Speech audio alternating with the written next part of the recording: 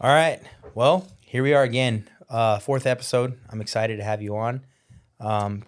Quick little intro for the listeners. Tim. I'm going to go Tim, not Timothy. Yes, Tim. Yeah. DeMaio. Not, it's funny because we had this. I get fixated on last names, right? With like Eddie, my last guest. So what did we spend like 5 minutes on the phone last time? Yeah, talking about how do we say your last name? Improperly call me. So what was the other one? What was the other one? People call me DeMaio for Cinco de Mayo. I am not Hispanic. So it's DeMaio, like mayonnaise. Yeah, so Tim you go. DeMaio. Awesome. Yes, sir. So, Tim, Navy. Now you've done some contracting. Yep. You still serve in a very important capacity. Yep. We won't go into too much detail with how you're serving currently, but you have some really cool organizations you work with. Your business, Berserker. We're gonna go into that. Yeah. And you've lived quite a life, man. And I think it's worthy enough to come on here and share to other veterans and to other listeners that have any doubts or feel lost. Yeah. I think your story's really good. So No, I'm honored to be on, and that's true. It's all about helping others in Awesome, any way man. we can. So I appreciate that.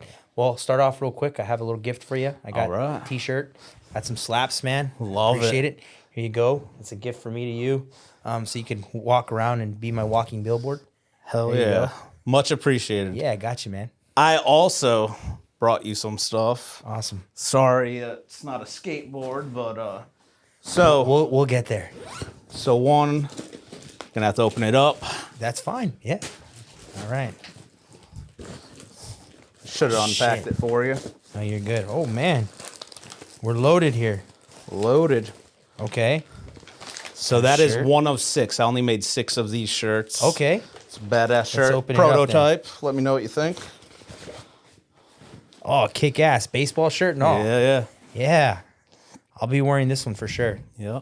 Awesome. Thank you, man. Yeah, and then you were talking about your homie the Grind patch. Ops. Yeah.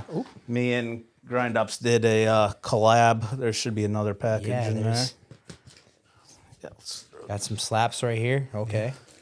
And oh yeah, I smelt that. I was like, something going on in here. This is that's awesome. the Berserker Grind Ops Yeah. collab. So for the listeners and for everybody, Grind Ops is also one of our sponsors. Yeah. Which is great. I'm actually gonna throw him up here real quick. Ooh, knocking over stuff. But yeah, Grind Ops is one of our sponsors. Really good guy. We'll throw it on there next to our other sponsor, Margarita, Texas. You guys had a little taste of them a little while ago, right there currently. Pretty damn good. Really good stuff, man. Really good guy too. Really good guy. Most humble guy. Yeah. We need more people like that kind. Yeah. It's good phenomenal. stuff. So I'm gonna put this off to the side. Yeah. That way we don't get it all crazy. I'll hand it over to our guys from the studio. Here you go, sir. Yep. And I have some other stuff I'll give you offline. Awesome. Thanks, man. Well, it's a pleasure to have you. I know it was a long trip for you yesterday from DC, and Yep. you're finally here. We got you on, so Made it happen. Last night didn't go as planned, but we worked around it. it happens, man. Well, I mean, the way I want to do this, I want to start off with you growing up, man. Let us know where you're from. Sure. Yeah. I grew up in a small town in Connecticut, up in New England. Really small town called Portland. We didn't even have a football team, like nothing like that. So grew up there. I played hockey. Played hockey my whole childhood and into my adult life before I joined the military. That was my identity. That was my purpose, was playing hockey. And at 23, I had to stop, and that's when I joined the military. But with my childhood, I skied, played all different sports, but skiing and hockey was my big thing. And, of course, skateboarding. Awesome. Yeah. So, 23 years old, you quit playing. Yeah. To be more, Yes. you were doing semi-pro hockey. Yeah, right? I was playing up in Canada and playing in the New England area as well. Kind of got blackballed. I ran the goalie on the other team. Play was down here. I was over there. Caused a big scene. Got blackballed from some leagues. Was going back and forth. A lot of issues because I was a brawler. I was Yeah. the smallest guy on the team. Isn't that what but, everybody in hockey does? it's a big part of it, Yeah. yeah. But that was my spot, and I just couldn't hack it anymore. I was playing with kids from Belarus and Sweden, Canada. They're twice my size and whatnot. And I still always had that burning passion to serve our country. And even when I was 18, I depped in for the Marine Corps, and I had to cancel that contract because I got picked up for this league for hockey, and that really tore at me for a long time. And so after seeing some buddies die overseas and seeing what was going on, that was my cue, was to join the military, and that was the age. I was 23. So 23 years old, you Yep. go to the Navy. Yeah. Why the Navy? Well, because the Coast Guard reserves won't take me. Thanks, Coast Guard. Whatever camera I should be looking at. I wanted to just join in any capacity. Yeah. And I figured I could still do something, playing hockey or coaching or whatnot, Yeah. and serve my country and do reserves. So I just wanted to do anything I could.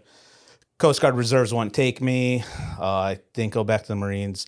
And I ended up getting an active duty special operators contract with the Navy, active one. I was just trying to get reserves. So Yeah. a lot of things changed. I was still trying to figure out who I was and what I wanted to do in life. And What year was this when you went down? 2012. Yeah. Okay, yeah. So right in the middle of GWAT, man. Yeah, Like, yeah. right dead smack in the middle. The not as fun side of GWAT. Yeah, it was an interesting time of GWAT Yeah. though. There was a lot of weird stuff going on. So you get to the Navy, Mm-hmm. you get this contract, you get a SF contract essentially, right? Like Yeah. Yep. because I know the Navy, you guys are Yeah, so it's guys all kinda weird special operations contracts are diver, EOD, SWIC, rescue, and SEALs. Okay. Yeah, so that's how the Navy categorizes it. So when you go to a boot camp, because you guys do it in Chicago or was Yeah, it? Chicago, Illinois is where our boot camp is. So was yours exactly the same as regular Navy guys, or is it different? No, so if you have a SO contract, you go to an 800 division, Okay. and that's where all the divers, EOD, SEALs, they all go. You do a lot more extra pool time running. It's a lot more rigorous. Your RDCs or drill instructors that are special ops guys. So it's a lot more of a mentorship as well as an indoctrination to the military. That's pretty neat because we talked about this before, and I think like in the Marine Corps, right? Our boot camp, it's not a cakewalk. Well, I mean, I don't know about how it is now. I'm still sure it's still tough. But, for sure. It's not a cakewalk. I mean, I seen guys on the first week wanting to freaking take themselves out because they're like, why am I doing this? There was a story where a guy, I wasn't there during the time, but he jumped the gate at MCRD San Diego, ran through the freaking, because the runway's right there for the airport. He ran through there, cut himself, on the Constantine wire. The airport police are chasing him. MPs are chasing him. And then where did they bring him right back after they caught him? Right back to MCRD San Diego. Like, you belong here, boy. Yeah. Get over here. And it's like, those guys just did not want to be there. It's not, for anybody. Yeah. And it's a tough boot camp. So, a lot of these guys, going recon contracts and stuff afterwards, they still get that somewhat of like, training. Maybe not the best, but they still get some training. I'm not taking away anything from the Navy, the Air Force, or anybody else, but from what I've heard, it's some more laid back type training compared to some of the other initial trainings. But what you're saying here is like, that's pretty cool. Like, I didn't know the Navy did that. That's neat. Even before I went to boot camp, 1 year in the delayed entry program, we were in a SWONEC program called the Special Warfare Operator New England Candidates. Yeah. So we would go out on weekends with SEALs and divers and do beach runs, beach swims. That's cool, man. You're getting our asses kicked. So everyone from New England who had a special ops contract before they went to boot camp, we would meet in one central location, whether it's Boston, Rhode Island, Connecticut. We'd all meet up, get our asses kicked, and just kind of get a little more indoctrination before you even went to boot camp. That's cool, because I've always thought like, man, poor guys who go to buds and stuff right after Navy boot camp. But I mean, there's a lot of change for the good in the past years.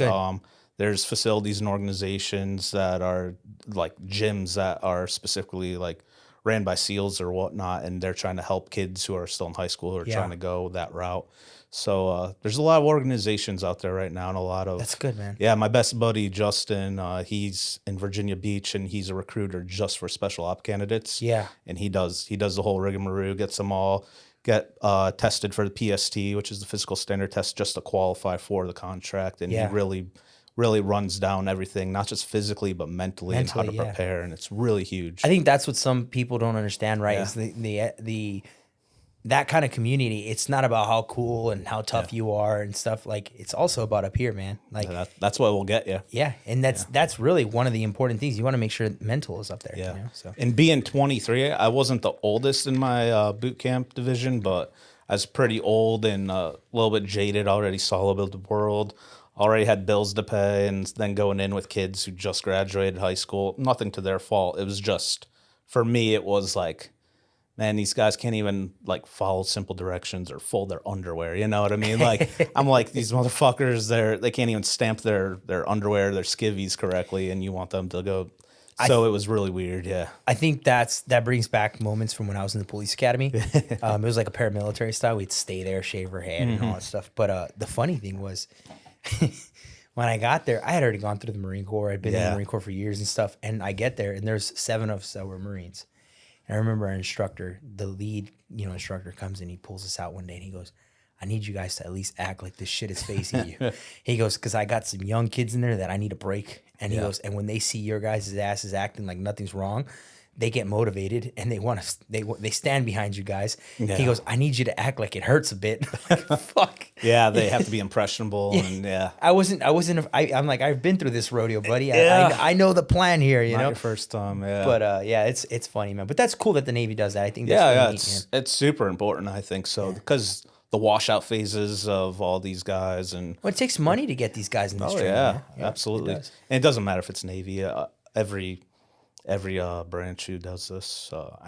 We had PJs or future PJs in our program as well, because the Air Force didn't have anything. Yeah. So all right, you get into the Navy, you do your training.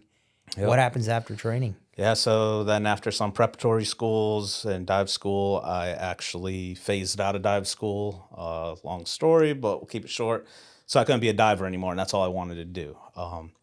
So when I was getting out, when I was transitioning out of them, they're like, okay, now you got to pick a new rate. And for the Navy, we call MOS's rates, or that's your job. And I'm like, what do you mean? I want to be. Navy, I can't be a diver anymore. I'm getting the fuck out of the military. I'm not gonna. If I can't do what I want to do, they're like, oh no, buddy, that's not how it works. And I'm like, you belong to us now.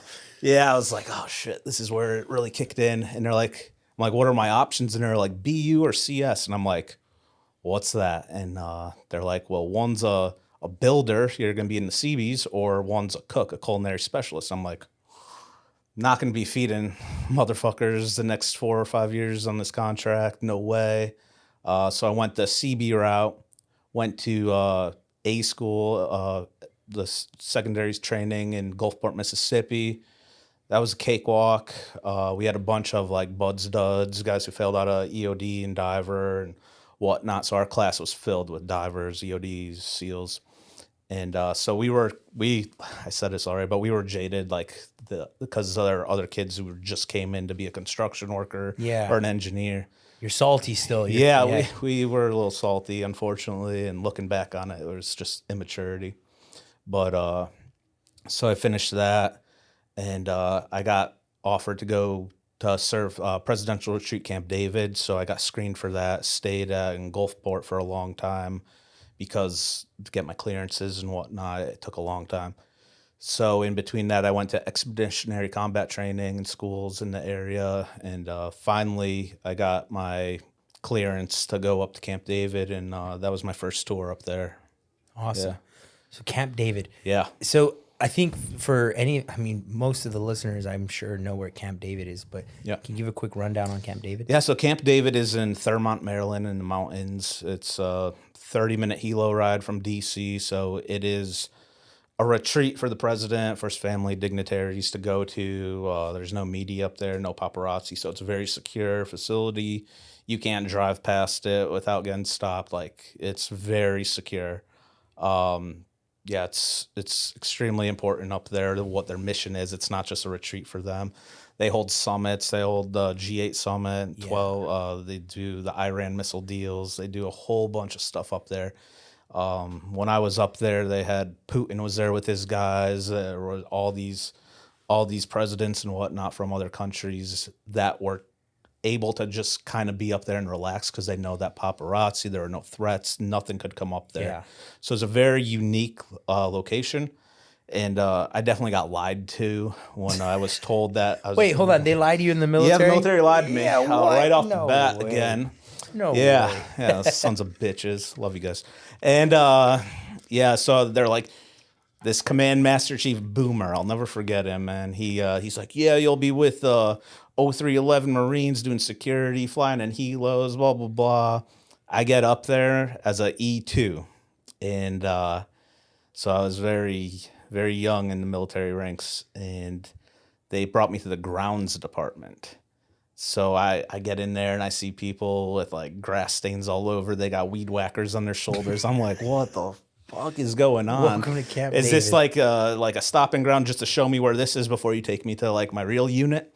No, I did grounds for a whole year there and painting grass green. I was fucking pulling weeds out of the curbs, like making the place pristine. I understand the mission there and all that. It was beautiful up there, but I was like, holy shit. So my LPO, my leading petty officer, E6, he's like, okay, I recognize you're not a little shithead. Like, you're somebody who I could trust, blah, blah. So they got me into a different program up there, which was much more high speed and working with the CBR and the Secret Service team up there.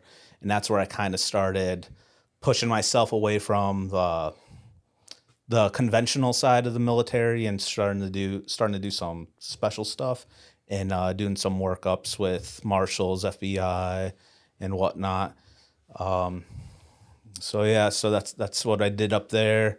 And then we had a seasoned shooter up there at Camp David as well. And I got involved with marksmanship and long distance shooting and ended up trying out for the U.S. Navy Marksmanship Team and plugged my ticket there, which was pretty awesome, and did that for a few years, doing Lant Fleet in Quantico, Pac Fleet in Pendleton, Camp Perry, Ohio for nationals, going to Ontario. Like, it was a great time. It wasn't a full-time MOS. It was TDY orders during the season. Yeah. All the other branches, like the Marines, Coast Guard, Army, they have a full-time unit. That's what they do. That's their job. But the Navy, they don't have that billet. So it was really unique. So there's me from Camp David, a commander from Tennessee, the SEAL from California. So it was a really broad group of people. Interesting. Yeah. So you're there for a year doing grounds work, man. You're making sure that golf course is looking solid. Yeah, they sent me to, Princeton University and Penn State University to go through agriculture classes. I learned about insecticides and stuff. So I would be out there before the sun would come out, dew sweeping, taking the dew off the greens of the President's golf course. Yeah. Oh yeah, I've done some ridiculous stuff. I can't talk about a whole lot, but one thing, there's a presidential visit up there, and Obama was hitting his little par 3 little golf course all day, whatever, and balls in the woods. And so somebody had to collect those balls, but it couldn't be done during the day. They didn't want to be visible. We were there, but not seen. So at nighttime, I had to take nods, some night vision from Secret Service, and go in the woods and collect golf balls the entire night with a couple other individuals, which is comical now, but it was the dumbest freaking thing back then. Yeah, dude, that was like my high-speed moment. You're like, it's getting real, dropping the nods on, going and getting golf balls. Mm-hmm. Bag of balls, yeah. It was ridiculous. Man. So there's a lot of funny and stupid stuff up there. I had a good time. Definitely learned a lot. I was in a relationship transition as well, so I was learning who I was, and I was never selfish enough for me. I was always taking care of other people and not putting myself first. So I learned that lesson there. And that was the start of kind of like separating myself from that so I could take care of myself in my career. And that was a big part of my life too. So when do you think at this point you're in Camp David, you're doing after your nocturnal golf ball missions and all that good stuff? Dude, we got to make a shirt of that. Like some operator looking for a golf ball. That'd be awesome. Damn. Yeah. But so you're doing that, and then at what point in Camp David does it start to get like, oh wow, like because your career took a big turn. Like you went from mowing the lawn to like doing some pretty cool stuff, and but not just like your typical stuff you see on movies and stuff. Like you're doing real work. Yeah. And so where did it start to change? Definitely as soon as I found out that I was doing groundskeeping work at Camp David, I was like, all right, I need to differentiate myself from everyone else. I'm not being arrogant. I wanted more for myself. I just wanted to do more. I didn't want to do the mediocre work and whatnot. So I did some boards. Won Blue Jacket of the Year, Sailor of the Year for the Naval District Washington. I did that stuff. I was doing uh, that other unit up at Camp David, and after I did my year there, I screened for DevGru so I could go and support with them. That was looking really good. I knew some guys out there. Uh, I got selected for that, and it was time for my orders to pop through. And I was with my ex at the time, and we were at the Navy ball or Camp David ball, something, all dressed up and stuff. And my command master chief, who we were talking about earlier today, puts his hand on my shoulder and said, "What the fuck, Tim?" And I said, "Master Chief, what?" And he's like, "Your orders." And I said, "What's that?" And he's like, "You can't go special duty to special duty." And I'm like, "I already screened. I went through so much to go there to get that." And he's like, "Pick a coast." And I'm like, "What?" And he's like, "Pick a fucking coast." I'm like, "What do you mean?" He's like, "East or west?" And I said, "West," like without thinking. 2 weeks later, I had orders to Naval Mobile Construction Battalion 4 in Port Hueneme, California. So my dreams of diver were taken away. My dreams of trying to get myself somewhere else, being with DevGru, got taken away, and then I ended up in California. So I was back there. That's where CBs are built. That's the bread and butter. I love them. It was a good time. I was there for a short time. I did deployment with them and a couple workups. And then being who I am, I was in Korea. I was in Chinhae, and I was playing racquetball like at 10 o'clock at night by myself. And some older dude came in there. He had long hair, and he's like, "You want to play?" And I said, "Yeah, sure." And so we played, and we shot the shit, and he was cool. Next day, I saw him in the galley, the Blue Lagoon in Chinhae. And he didn't have that long hair anymore, and he was wearing his Type 3s and had a trident on his chest. I was like, "What?"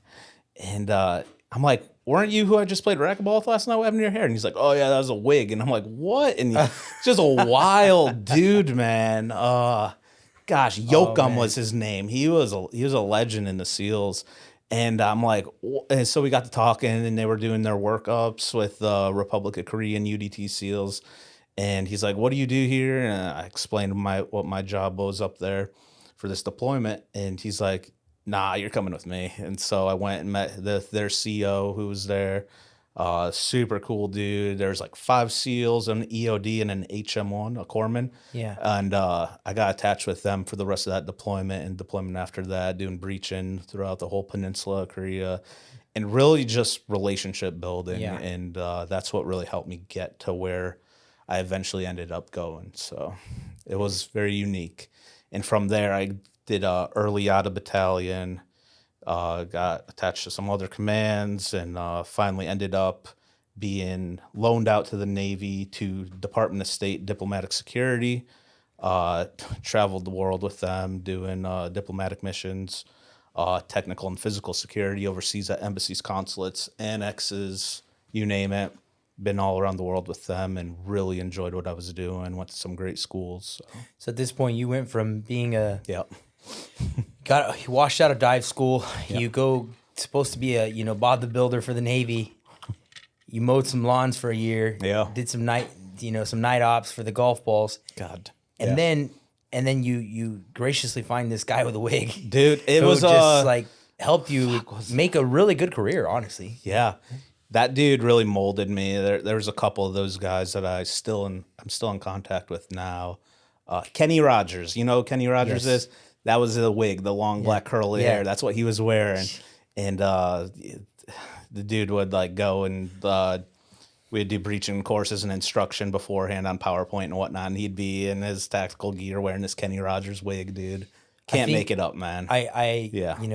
Not a lot of stories with like guys in the Navy and stuff that I've really known other than corpsmen and stuff because of the Marine Corps. But I met an EOD guy. He was on the teams. Rob Osborne. Okay. I remember, and I used to call him Mr. Osborne. He's like, "Can you stop calling me Mr. Osborne?" I'm like, "Why? It's your name says on the tag, you know."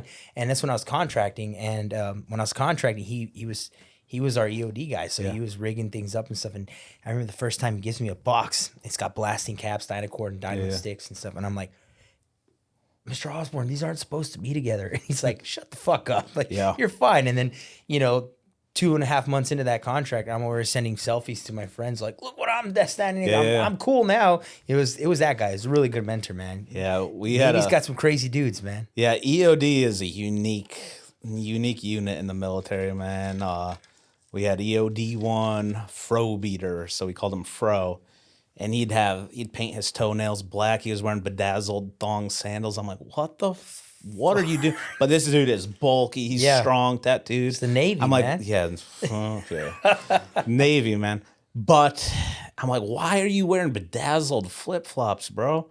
He's like, because nobody's going to steal these in the showers, man. Nobody's going to take them from the locker room.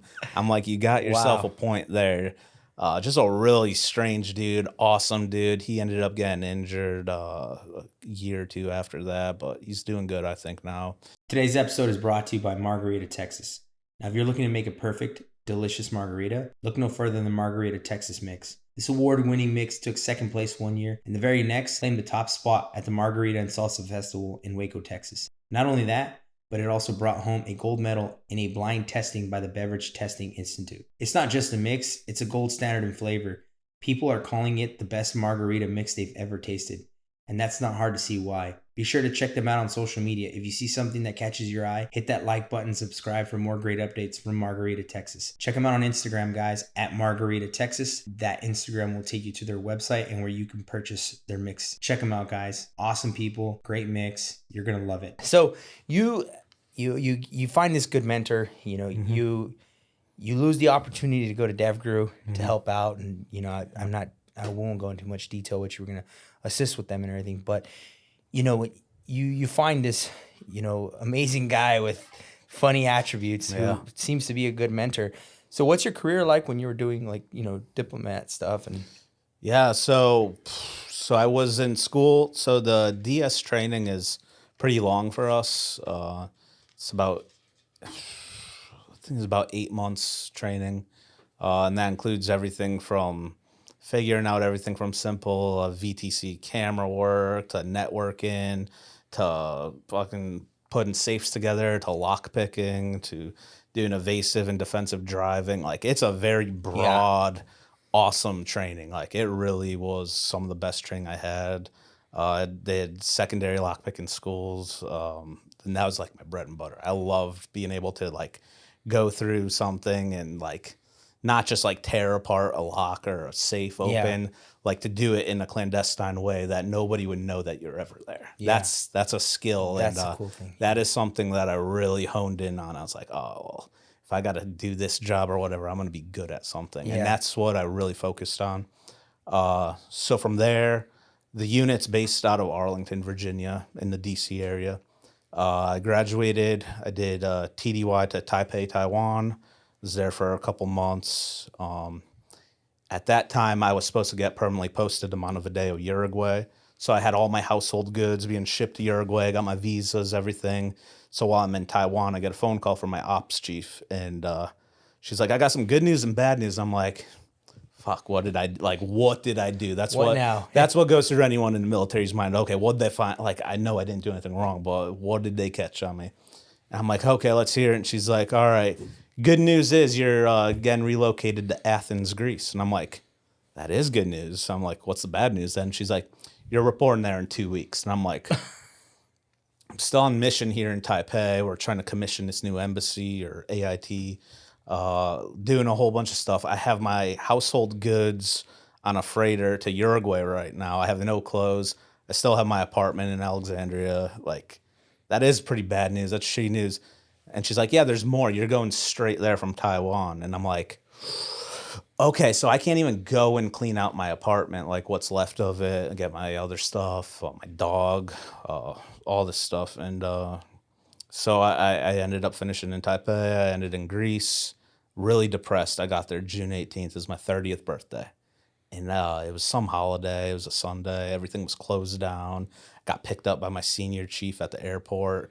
Yeah, I was carrying all my bags and stuff. He didn't help me. I was like, what is, didn't even talk.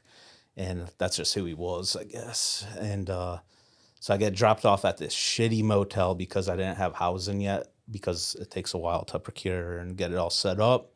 So I'm in this shitty hotel. It's hot as hell. No refrigerator, no AC. So I'm not even getting TDY pay or anything. I'm having to buy out in town all my food and whatnot. Normally we would get per diem for that. Yeah. So I was losing money. I was depressed. I was stressed out, and finally showed up on the Tuesday because Sunday, Monday was a holiday, and met the team. It was pretty good, chill. I met some other guys. Really good buddy now, Apostolos Elifaganios, Polly. He's a really good dude. He really helped me out, showed me around, and started dating out there. It was a fun time. Got out of my depressed zone. Was traveling. Was going to Greece. Yeah, I was living that European lifestyle. That's where all of the girls go for holiday, was to Greece, Yeah. So there I was. I finally got my apartment, my nice flat, had AC. It was pretty good. And I was traveling around and went to the train station, met my wife there, my now wife, and she was awesome. She was an international teacher out in Athens. She had lived in other countries beforehand, and we really hit it off, and really good. It was a good time for me personally, not just professionally, but personally. Like, I finally found somebody who like cared about me, helped me. It's awesome. Really, we just connected. Especially with your relationship with the Navy. Yeah, and I wasn't looking for it. I wasn't looking for it at all because I was in a That's what it usually works out. yeah, I You're was not in looking. a previous very long relationship. It didn't go well, and wasn't looking for anything long term. And this just happened, and I was like, "Oh, That's man, awesome. yeah, It's awesome. yes." So, but I think to answer your question, it was what I was doing at the MC. Well, I think also to just harp on Yeah. your wife's situation. It's funny when you're telling me the places she's traveled to as for for teaching Yeah. and stuff, and I'm like, is your wife work for the agency? Yeah, so she taught. Yeah, no, my family's like, she's a spy. I'm She's like, a spy. When you told me the places, I was like, yeah, she. Tim, are you sure? Yeah, she was in Venezuela. She was there during that whole Civil War. Yeah. Then she went to China. She was in Shanghai for a while. Did work in New Zealand. Ended up in Athens. And before we met, she was planning on going to Moscow. So I mean, like, that's hitting all the red X's for you're me. like, I'm like, what? oh, there goes my security clearance.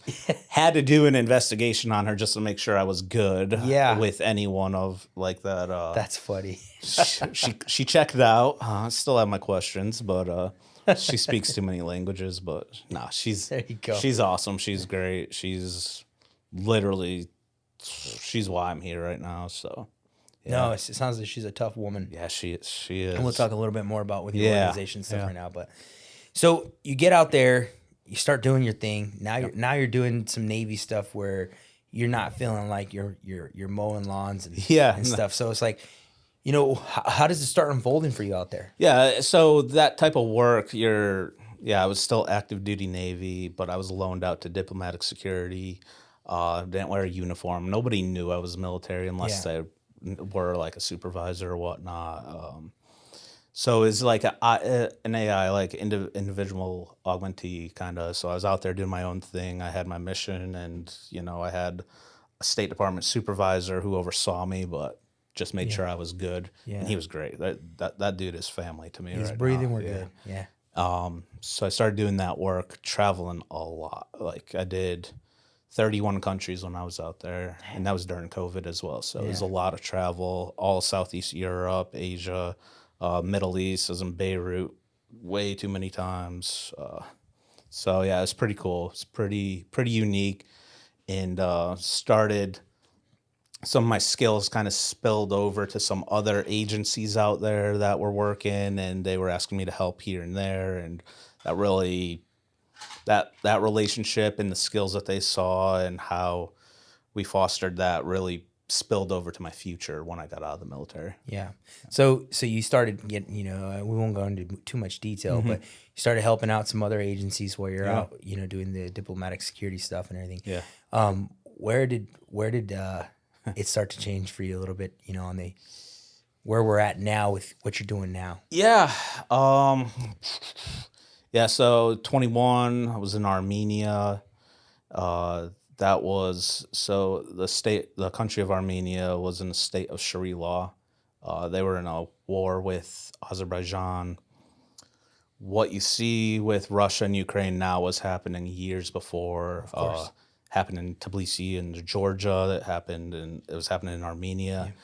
Russia sent in, when I was there in December, they sent in 10,000 peacekeeping troops, right?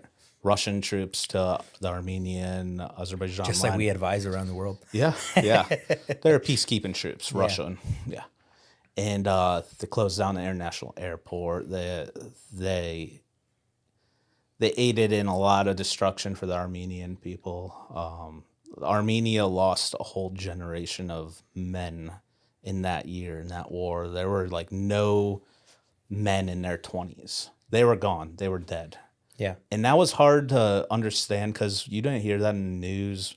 Parents had no idea. Like, so when I was in Armenia, my mom actually messaged me. She's like, so you're in Armenia? And I'm like, yeah. And she's like, I have a worker who's from Armenia. So it's pretty bad there. And I'm like, it's not the greatest.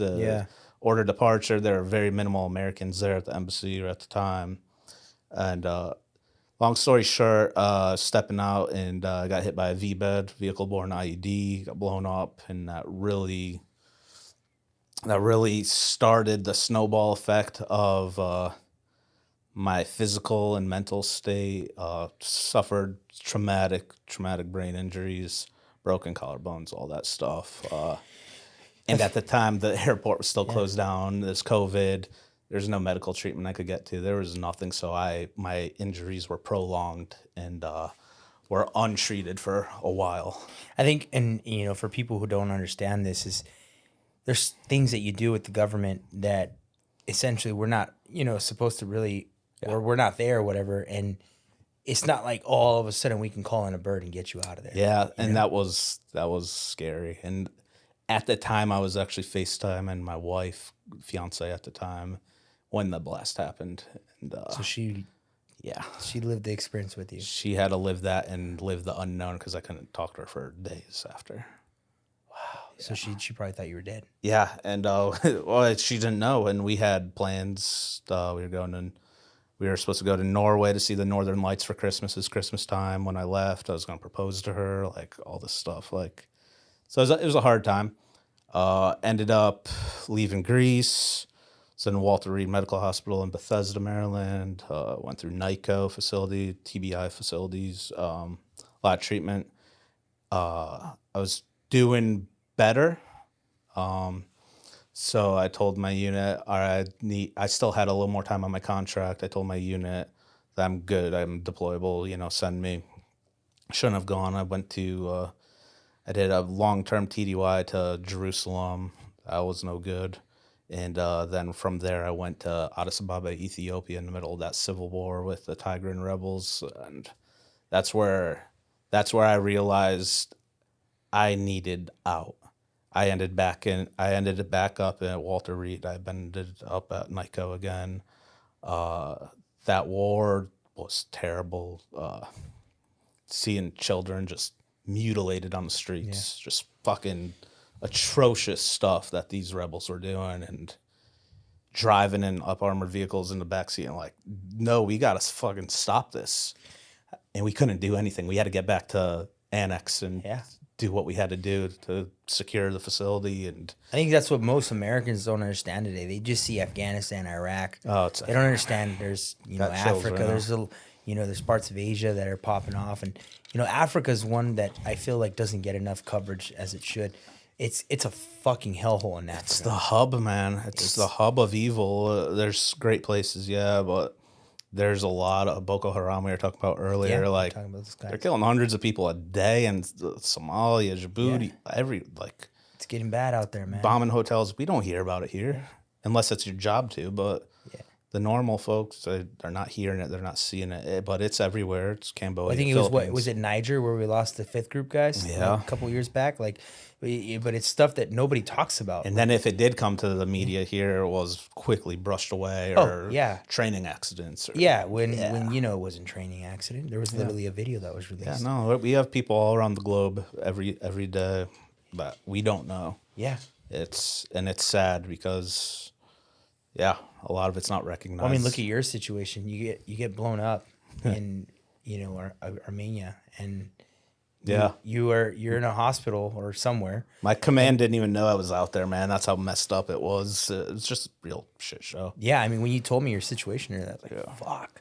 Yeah. And then, excuse me, somehow, some way, it's always your fault. Always my fault. Always your Hey, a fault. government entity Yeah. told me to do something, said I was cleared. I trusted. But it's your fault. My fault.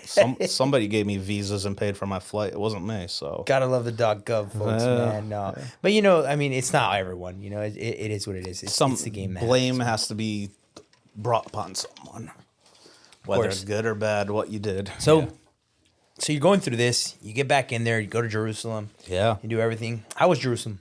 Jerusalem.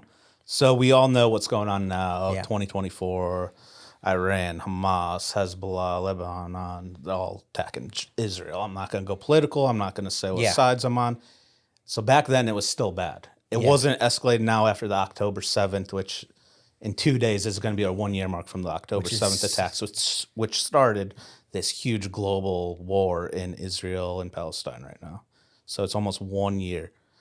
So before that, there was still shit going on, man. There's always been shit going on. I was walking through the holy city at night. Again, it was COVID time. Not many people out. I got chased by some Muslims, dude, with knives. I ran for my life, sending my messages to my wife, telling her, I love you. Like, here's where the will is. Like, I thought I was going to die a couple times out there. And that was just walking around, after hours, from the embassy to the hotel, just trying to get something to eat. So there was that. Like, when I first got there, we had the RSO briefing. They're like, yeah, man, the Jewish folks, they'll go and they'll do their prayers in these buildings, but their kids will be outside, and that's when this group of people will come and kidnap the kids or stab them. I'm like, what? Like, and just learning this totally different culture. I'm like, and the Jewish community's not doing anything about it. And they know that their kids are, and they're still willingly going out. I think a lot of people don't understand that October 7th was finally the thin line that finally set Israel to do what they wanted to always do to these guys. And like I said, I've been in Iraq, Afghanistan. I've been everywhere, Beirut. It was just weird being in Jerusalem and sitting and standing in that elevator, and there's like 7 and 10-year-old kids in there dressed up because it was some Shabbat holiday, and they got AKs on them, and I'm like, okay, this is the first time I really saw like a kid under 10 carrying a rifle with no supervision. I'm like, this kid can literally just wipe me out right now just because he wants to. Not saying that he would, not saying that they were evil or against me at all, but it's just that culture, right? It's their culture, and you don't know what they know. You don't know what they think, or if they play video games, be like, oh, this would be cool to shoot this dude in the elevator. I'm like, wow, it's really weird here. There were some skirmishes in the West Bank at the time. Just in a few places. We had some missionaries, school teachers out there trying to get them out. They wouldn't leave. Some fast react teams went out there to get them out. May or may not have been with them. Got shot up pretty good. It's just rough. All around rough times. Yeah. There's never stability out there. No, that's what a lot of people don't understand. And I hate it because it's become political here in the United States. It's been used to like your side versus my side thing. Yeah. But what people don't understand is the reality in the Middle East is not as is what everybody thinks it is here. You got these kids protesting and stuff. They don't understand some of the stuff that they support. Is against the thing that they're supposed to be supporting when they're protesting, Like I said earlier, I'm not for or against anything. I just want good in the world. Yeah. These individuals here in the States, they don't understand, man. With colored hairs and different pronouns are protesting for this certain group.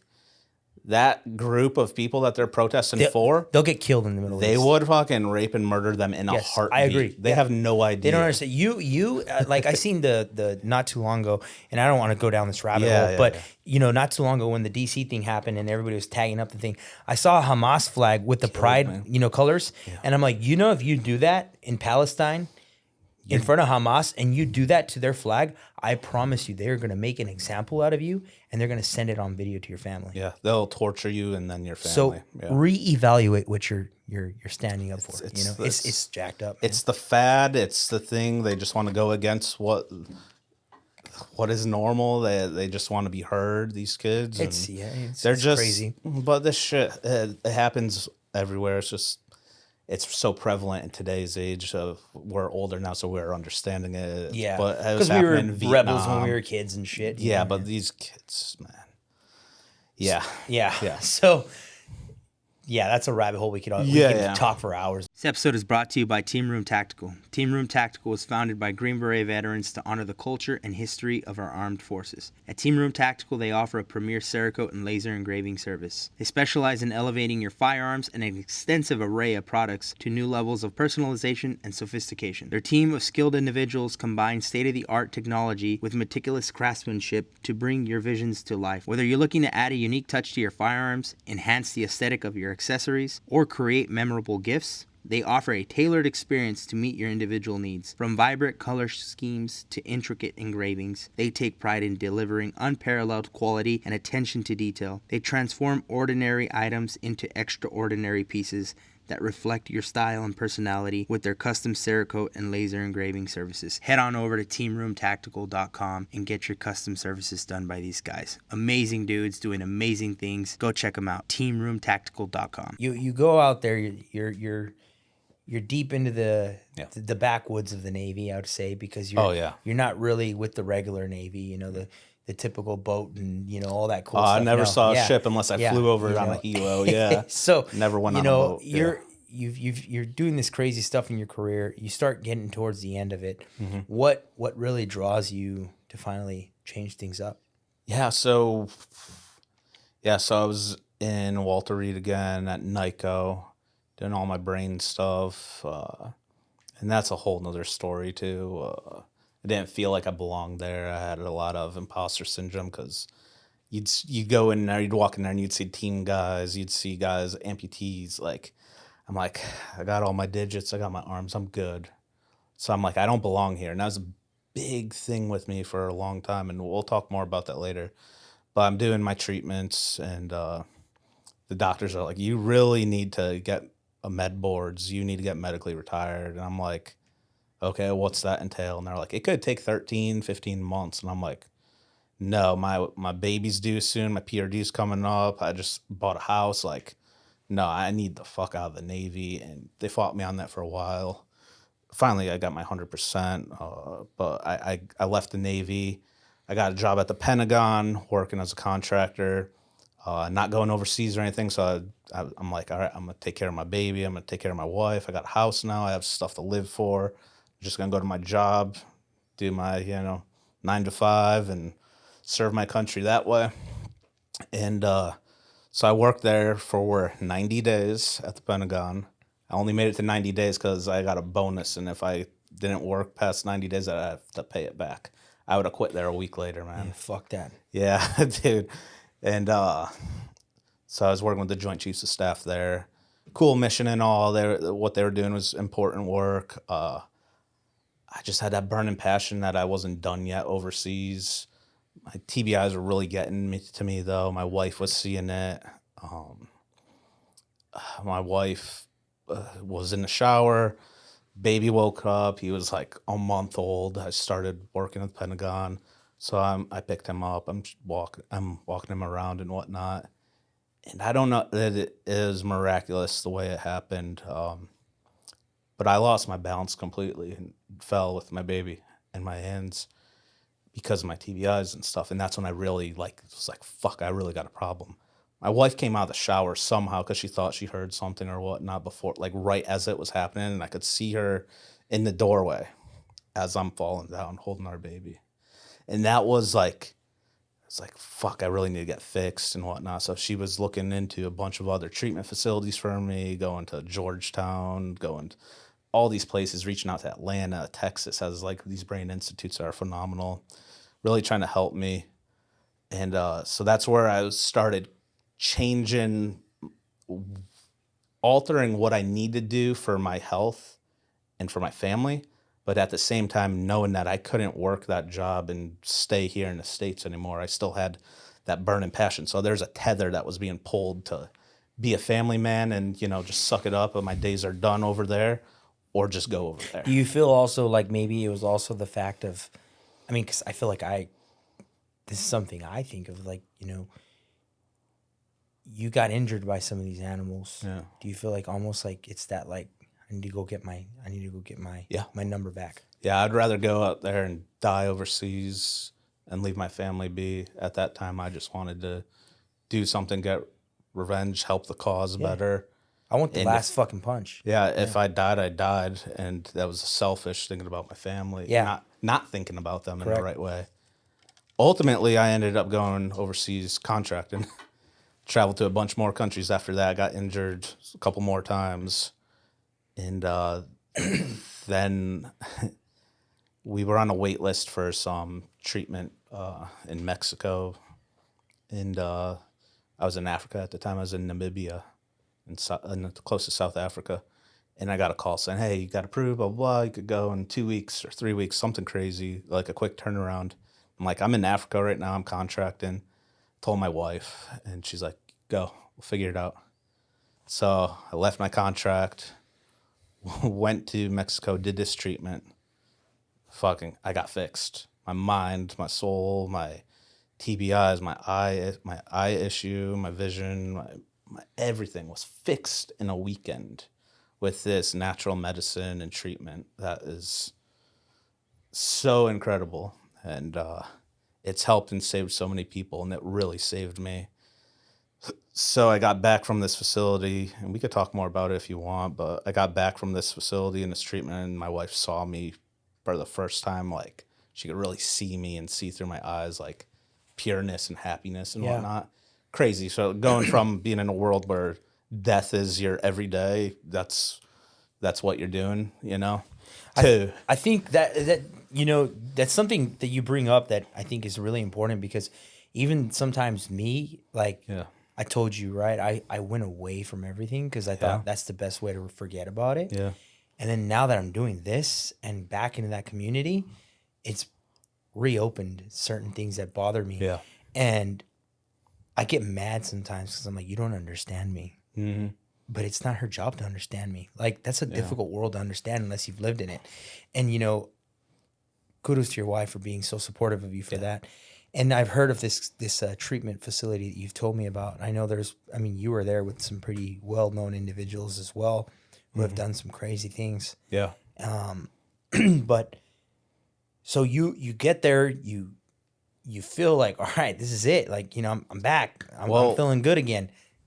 Yeah, well, even so, when I got there to the facility, my imposter syndrome kicked in again, like when I went through NICO. So I'm with these Delta Force dudes, these SEALs, these freaking incredible MARSOC dudes, like legends, man. And then there's me, who I never gave myself credit for anything, because I didn't have that trident, I didn't have that pin. And I'm sitting there on the couch, we're all talking, telling their stories, trying to figure out, what we're going to do and what we were trying to overcome. And then it came to me, and I'm like, guys, I don't belong here. I straight up said to these guys, I don't belong here. You guys are you, I'm me. And then they're like, this one dude, this CAG guy, he's like, you fucking belong here. If you're here, you have to get vetted. You have to go through medical processes to get to this facility in the first place. They have to know. They have to go through your military records, So they're like, you're here. You belong here. You need fixing. You can't compare yourself to anyone else. Yeah, I've looked at the vetting process. It's legit. Yeah. And when he said you cannot compare your trauma to anyone else's trauma, I got chills right now. That really struck me. Yeah. And he's like, fucking tell us your story. And we did. There's no phones. There's nothing. Like, we just told our stories, and we cried, and we helped each other. And they're like, you belong here more than any of us belong here. Like, I got so much out of that, man. And it was life-changing, dude. It saved my life. It kept me from going down a path that I was close to. And it really just helped me. And after that, I just wanted to repay it, because this information wasn't readily available to everyone else, wasn't readily available to functional or the normal army, the normal, it's only provided to spec ops dudes, SEALs, MARSOCs, Rangers, because that's the sexy thing. They get all the funding and all that, and I understand it.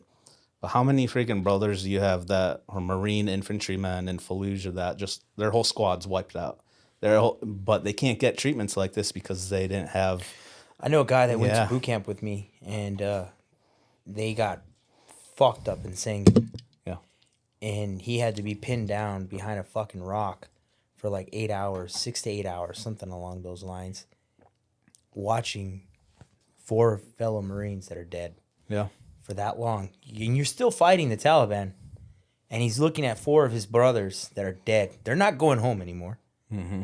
And he's watching that, and his resources are limited. And look, nothing against the special forces or anything. They're our brothers too. They are too, but they have done really well with getting funding and stuff like that. And a lot of it's the way that they approach things, right? There's a lot of organizations that support them out there and everything. But I like that Sean Ryan talks about this. Yeah. Chad Robichaux talks about it. A lot of guys that are in the SF community are coming out and saying, "Hey, what about those 0311s? What about those dudes that were out there slinging?" Chills, bro. They're out there doing it too, man. Yeah. They might not be doing it sexy with the dual tubes, and they got the single PVS 14. Yeah. You know what I mean? But they're still out there running and gunning, man. Yeah. And it's a real thing. And that's where I think, you spoke to these guys that were there, and, we've talked some of the names. I'm not going to mention them. Damn credible dude who you talked to me about earlier. And that guy's a special deal. And for him to tell you something like that, that's awesome. Yeah. And, it's reassuring. It's definitely myself, reassuring. yeah. And not that my word values or anything, but I just want to let you know right now too, is you were still fighting the global war on terrorism, brother. And you were still supporting the military and this country in an aspect, and you still got blown the fuck up. Yeah. You know what I mean? So that nobody can ever take that away from you. Not that it's anything good. Yeah. But you still put your ass on the line. You weren't really a construction worker for the Navy. You know what I mean? Never swung a hammer. But I know Marines who were combat cooks or, cooks or whatever. You call them combat cooks because they come home with a car. Why? Because they got into the shit. Doesn't mean they're flipping burgers or anything doing that. They were out there running and gunning. So remember, at the end of the day, you've done something that not a lot of Americans are willing to do. Yeah. Right? No, I appreciate that, man. Yeah. Yeah. So that treatment, man, it fixed me. I woke up so good out of that. I was just happy. It was a terrible night. The treatment itself is 12 hours of purging and screaming and seeing the worst that you've ever witnessed and going through your demons. The way I describe it is like people say, oh, when you go to heaven, you got to answer for your sins to God and explain everything. Yeah. Brother, I did that already, and I'm here breathing. Like, I'm a religious person, Christian. I already answered all of the bad that I've done. I've answered that. Like, I had that in this journey with this medicine, and I was cleansed. It may sound weird. Like, it really does. Like, I was super against this. I never did any plant. I never smoked weed to this day. I never did in high school, nothing. And I just did this treatment, and it fixed me. And I was very hesitant. I didn't believe in it. And it helped me in ways that I can't even explain. I breathed for the first time in my adult life. Like, I didn't have those demons on my shoulders weighing me down. I was able to release all the pain, all the struggles, all the stress, everything from death to killing to financial issues to relationship issues. All of that came up. Yeah. And I had to release it. And the way I released it was purging and throwing up all over the place. But that next morning I woke up and I was like, holy shit. I'm like, I need to get outside. And the nurse, Claire, she's awesome. I talked to her last night, actually, Claire. And she's like, you need to wait for this Vitapack in your IV to go through all the way, and then we'll walk you outside, all this stuff. And I'm like, okay, cool. Look at the bag. I'm like, as soon as she walked away, I turned that dial so it'd go through me faster. She turned around and just laughed at me. Like, I just wanted to be outside. Yeah. And they finally brought me outside, looking over the coast in Mexico at the water. It's beautiful, Baja area. And I just sat there, no phone, no food, nothing, like just sitting there, breathing, feeling the vibrations of the earth, like all this hippy dippy shit. Like, I say it out loud and I laugh, but it's so true. I just felt so good. And I stayed up from sun up to sundown just watching the fucking sun. And it was beautiful. And I felt so good. I finally left there, went back home to the D.C. area. My wife saw me, getting back to what I was talking about earlier. She's like, you're fixed. And I'm like, I know, I need to stay fixed. And the medicine doesn't just help you. You need, it's not a one-stop shop. You need to integrate yourself back Correct. into society. You continue. And what I was doing for my career, I was still going back. Like, I was supposed to go to freaking Kurdistan 2 days after I got back. And I'm like, I can't go to Iraq right now. I'm feeling good. Like, I can't do that to myself again. It would be all for nothing. And looked at my wife, and we talked, and we put our house up for sale. Put my 2 weeks in notice at work. They were not happy about that.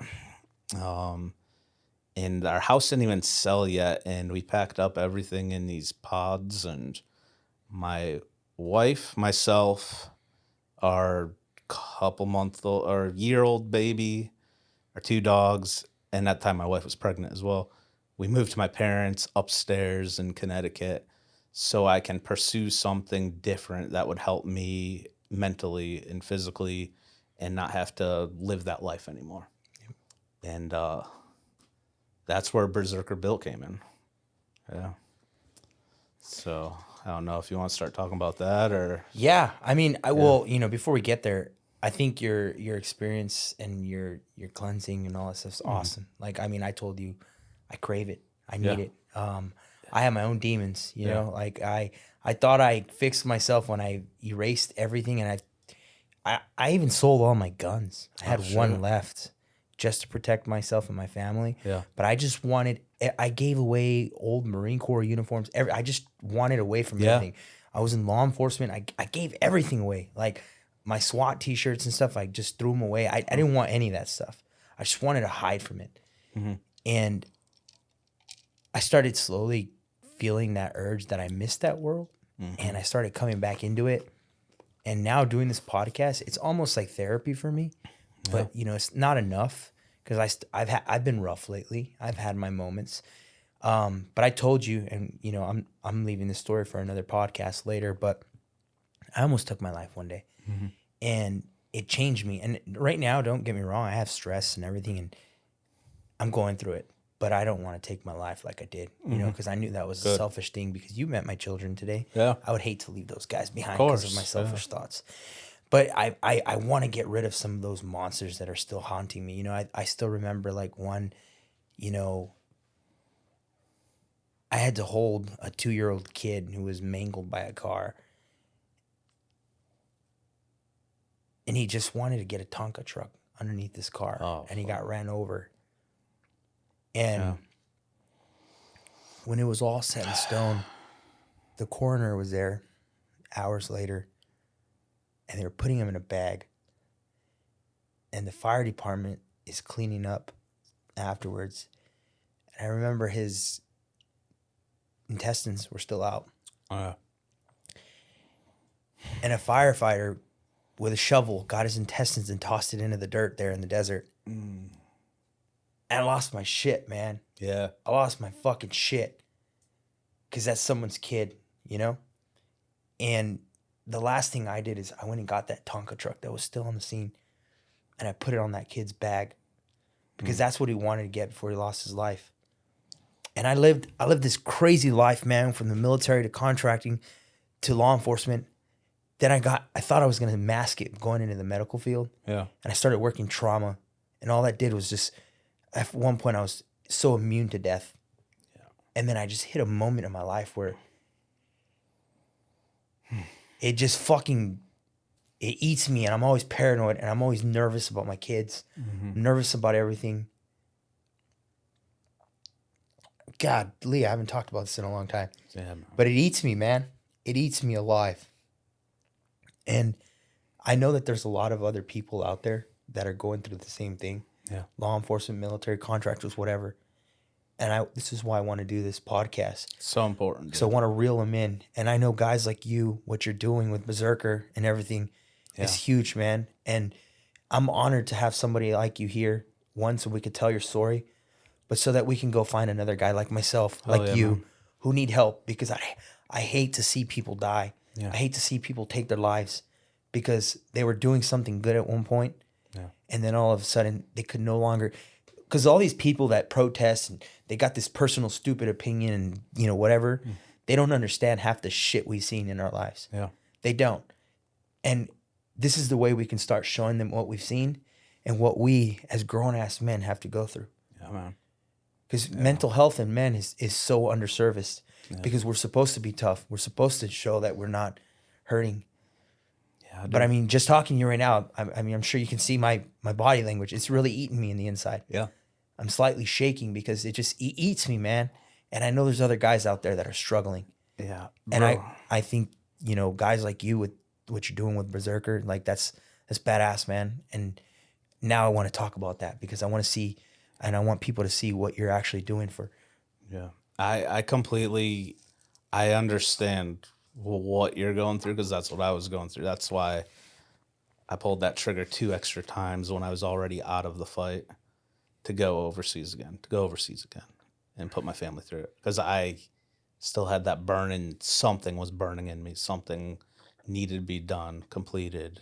I felt incomplete, unworthy to live a happy life. When my son was born, my firstborn, Sawyer, I picked him like the doctors gave me him. All I saw was where I just came from in Ethiopia and saw that dead baby in my arms. I felt so unworthy to hold my son. I didn't love my son for a long time, and my wife knew it, and I told her because of that, because we shouldn't have to go through that here. No. I couldn't love my You're supposed to drop your pack, man. Yeah, I couldn't love my newborn child who was perfect and did nothing because my mind was still over there. It's fucked up. And I'm not the only one. You're not the only one. There's so many people like that, man. And that's so, yeah. So after the treatment, I faced all those demons, all that stuff. And I was like, all right, what can I do to help myself? What can I do that's going to fulfill me and help my community and also hopefully help my family financially? So I always was into skateboarding, surfing, board sports, all that stuff. Skateboarding is something that I always did as a kid. Never great at it, but I love to just be out there because when you're skating, you're not thinking about the bullshit in your life. You're not thinking about what's going on in the news or I'd probably be thinking now how I'm not going to break my arm. Exactly. It's like you don't think about anything. It's a release. You're in with nature or whatever you're doing, and that's your mind. I'm like, okay, cool. Love skateboards. Now what can I do with that? That's such a an industry that's clustered, man. So I'm like, okay, I used to draw. I used to do design work, graffiti, all this stuff. I was an artist. I was doing artwork and stuff. I'm like, let me design a board. Well, and then I designed a skateboard. I made it a little bit military themed. I'm like, all right, let me see if I could sell it. Fuck it. Made an Instagram account, all this shit. And people were like flocking to it because I told my story with it, like how I'm trying to transition from combat to healing and all this. And then I'm like, I got a lot of traction off it. I'm like, holy shit. So then the entrepreneur side came out in me, and I'm like, okay, how do I make money and how do I help the community I came from? Military, because that's all I knew. This episode is brought to you by Grind Ops Coffee Company. Established in 2021, Grind Ops Coffee Company offers handcrafted, fluid bed roasted coffee to suit any tactical, outdoor, and or hectic lifestyle. It was founded on the principles of grit, grind, and perseverance. Their mission is to fuel your mindset for any op. Serving as a canine handler with the U.S. Customs and Border Protection, founder Aaron Mesa drank coffee as a staple that fueled his day. As a natural-born tinkerer, he began experimenting with different roasting methods and flavor profiles. After lots of trial and error, Aaron had some damn good coffee. Aaron's dedication to Grind Ops Coffee Company mirrors the commitments he demonstrated to his country. Grind Ops Coffee Company helps support military and first responder nonprofit organizations. Law enforcement, officer-owned and operated, Grind Ops Coffee Company. Go check them out today, grindopscoffeeco.com. Link will be in description. Check them out today. After all the costs and whatnot, the proceeds and profits, I'm like, let me donate it to a nonprofit organization that's geared to helping veterans that I align with. So that's what I did. It wasn't thousands of dollars, you know, is what I could do. And it just started building and building and building. I'm like, fuck, this is going really good. So that's what I started doing. When we moved to my parents' house, I went full tilt. I started taking entrepreneur classes. I was buying all this new fancy digital art software and whatnot, like just learning the industry, working with nonprofit organizations, seeing how to fundraise, all this. And I'm like, okay, I see the issue with the military, how the conventional military who's going through shit isn't getting the treatment that they need. They're not getting all these foundations because it's not the sexy thing at the time. So it can't just be for military. I wanted to help first responders, any type of law enforcement. Like my sister is an ME. She deals with dead people every night. That's what she does. She's normal to. She's like, oh yeah, a brain on my Crocs today. Like she's a fucking enigma. Like but that's gonna catch up to her. And I keep telling her, like, she's like, she deals with dead kids, old people, like every day. That's what she does. She's the lead ME. And I'm like, law enforcement, first responders. I consider that first responder. EMTs, all these guys, they need these types of treatment facilities, whatnot. And that's what I'm doing. I built a brand. I make these skateboards. I do customs. I do geared towards firemen, police, military, anyone. I do hippie boards for you've done some boards for some pretty big people, man. Yeah, man. Some big organizations. Yeah, yes. So then with these nonprofit organizations that I really believe in, I don't just pick anyone. I learned my lesson from the first one or two that I did, and that there's a nasty side to nonprofit organizations. Oh yeah. There's a lot, I'm not saying everyone, there's a lot that it's just about that pay. Yep. Just because it's a nonprofit doesn't mean that the people on the board aren't raking in millions of dollars a year for a salary. Mm-hmm. It is sickening. So I learned that lesson a couple times in the beginning, and it was terrible at the time, but I'm glad it happened. So I really vet the organizations and become friendly with them. I learn the background of what they're doing. I go through their treatments or whatever it is personally to vet them, even if I have to pay out of pocket, because I really like what they're doing from the outside perspective. I want to see what's behind the scenes. I want to see what's in their closets. So I've came across a few organizations that I really, really love and align with. Warrior Choice Foundation is one of them. I've created some custom boards for them. And what we do is both their following and my following, we do raffles. And that money goes directly into getting a veteran or a first responder into their facility to pay for their treatments. That's awesome. That's just one of them. There's so many.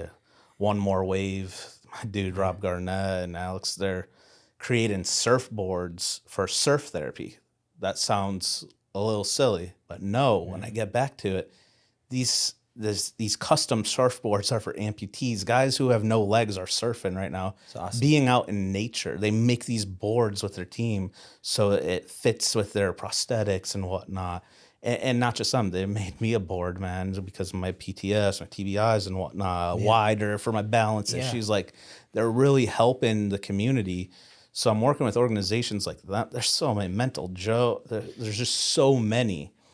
And it's just to help. There's so many different therapies that can help it, whether it's plant medicine, vibration therapies, cold, like whatever it is, it's helping.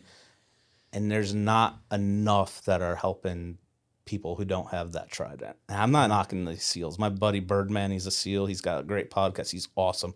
He's all about helping the non-conventional military, the folks, those 0311s who get wasted away. I'm starting to see a lot of operators coming out and saying, look, they're understanding it, man. They get it, man. They've been there. They've been on the side with them, you know? Bro, I worked with a SEAL who has a nonprofit, worked with him, meaning we saw shit, we were side by side. And I'm like, I love your nonprofit, dude. Like, this is awesome. It's like, yeah, SEALs only, man. And I'm like, that's really fucked up. Then some other guys heard about that, and they're like, fuck that, dude. Like, they're brothers, you know, they're trident wearers. And I'm like, so these are the guys I want to be with. And, you know, I want to help the realm. I can't do it myself. You can't do it yourself with just a single podcast. No, But it's a part. It's a part of what we can do. Yeah. And that's what I'm doing. I'm creating skateboards, dude. Yeah. High-functioning skateboards that most of the people are just hanging on their wall as artworks, you know. Oh, that's cool. You got some good stuff. Thanks, man. I think, like, you know, what you recently did with that board, you know, with the cast from SEAL Team. Those are people that don't know. Awesome. It's on Paramount Plus. You got SEAL Team, the series. It's a pretty cool series, actually. I got into it. It's a good, man. I started binge watching it, and I'm like, this actually isn't bad, you know? Some of the stuff you see, like, on some movies and stuff, you're like, come on now. But they're pretty good. Bro, they're legit, man. every episode is like a Medal of Honor or a recipient episode. For sure. But they're highlighting, you need to have the sexy stuff, but they hit the Mental importance health. of men's mental health. It's huge. They're showing the family life. They're showing the treatments, a TBI, like what Jason does, a Bravo I was on the I'm doing episode all that last shit, night man. where Clay finally got. Bro. Yeah, I was like, no. Yeah. Right? That's my buddy Max. Dude. Yeah. So that show's really legit. They have real military folks advising on the show. My buddy Justin Melnick plays Brock. He is the K9 handler on the show. With Cerberus Cerberus and Pepper. He's gone now, yeah. Yeah. So Brock was on the show not to be an actor, but to be a technical advisor for the K9. And there was just so many issues with the actor, with the dogs and stuff. And they're like, the producers are like, how about we just have you play this character? Yeah. That's why he's like a mime. He doesn't talk much in the show. I figured, because I was like, he's the quiet one. It was like Marcus on Lone Survivor. Yeah. He played his cameo, yeah. not a role, but not his own role, but he played a role. Yeah. Yeah. So Brock, Justin, he is a current active law enforcement officer. He is a fucking badass. And we became friends. We've done stuff in the past, other collaborations before this one, and he found out about what's happening with my family life, some issues going on, and wanted to help out, and really stepped up, got the team on board. They all did their signatures. We did a raffle, and it was really successful. That was cool, man. It was a nice board. Yeah, thank you. It was a one of one. So there's one that just launched, I think, kind of like yesterday or the day before. But it's you're working with an organization who I personally have a lot of interest in now, because Traverse especially me living here in Houston. Yeah, like that is like, I'm like, pimp me out. What can I do to help you guys? Because that is. It's fucking awesome movement, man. So that is traverseproject.org. They're all about human trafficking and finding these networks, and not just capturing these guys doing it, but bleeding them fucking dry, finding out where their shipments, where their warehouses are, where they're keeping these children, these women are, where all their money is, and bleeding them dry so they can never... Because if you capture a fucking scumbag, somebody will take its role. Somebody will take its place. Yeah. But if you cripple their network from a financial aspect and logistical means, It's kind of like how we had Iran by the balls, because we took all their money and then. yeah, well, now they have it back. But if you take if you take the house from them, it's going to take a long time to rebuild that up. It is. So with what they're doing at Traverse Project is using digital data. They're doing all this fancy stuff. Their team is all volunteers. They have professors from Berkeley. They got all these great people, Kelly, everyone. They're part of the team to make this happen. They're helping out the indigenous community in America. I've seen that. I like which that. is so huge. I could talk about this for hours. I lived in New Mexico, so I got to see. Yeah. I lived there for a few years, and I got to see how fucked up that world is. So man. the indigenous community has a number one of missing children, rape, domestic violence, all this stuff. They can't do anything about it.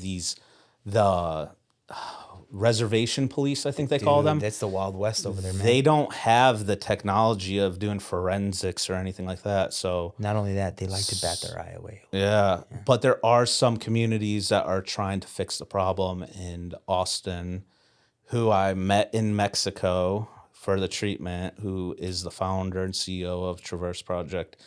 He's working with these communities, getting tech and gear for the reservation police and physically training them on how to do this, how to find out where these women are going and all that. So they're super important, their mission. It's not the sexy thing. Oh, there's some movie that came out like a year ago about it. They're doing the nugging and the real data crunching and trying to find out. Man. Yeah, man. So I'm very much involved with Traverse Project. Yeah, I really want to have him on the show because I think that's a huge Austin thing. is very humble, but such an important dude that is trying to make a difference in this world. It's awesome. And that's kind of where Berserker isn't.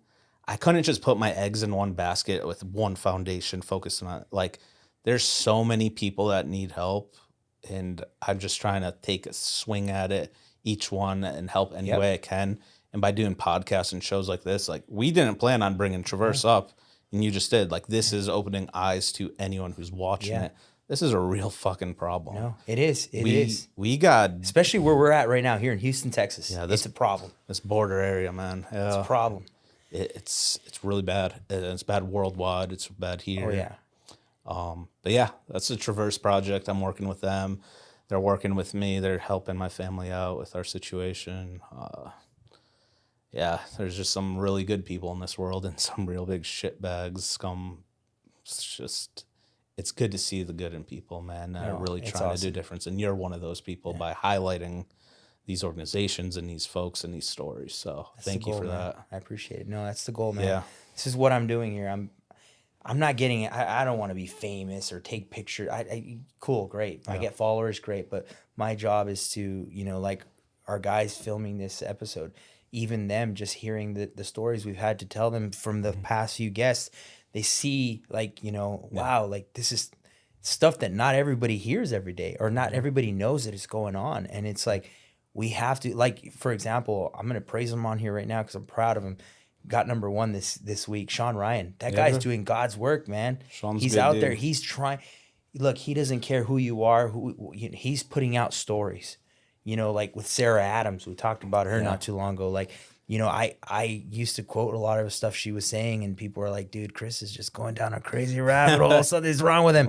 And then all of a sudden you see a news article last week by CNN and Fox News and everybody reporting something that I've been saying that people thought I was crazy. And they're like, well, where'd you hear that? I'm like, on the Sean Ryan episode. Number 1 podcast. Right there, man. He's doing the right thing, But yeah, so Sean did the same treatment as me as well. Yeah. And after he did that treatment, that's where his show really started to escalate. Joe Rogan did something similar too, actually. He did it all, blew up right 5 MEO, the Ibogaine. Mike Tyson. Like, a lot of people have done it. Aaron Rodgers, NFL quarterback, did. It's crazy, man.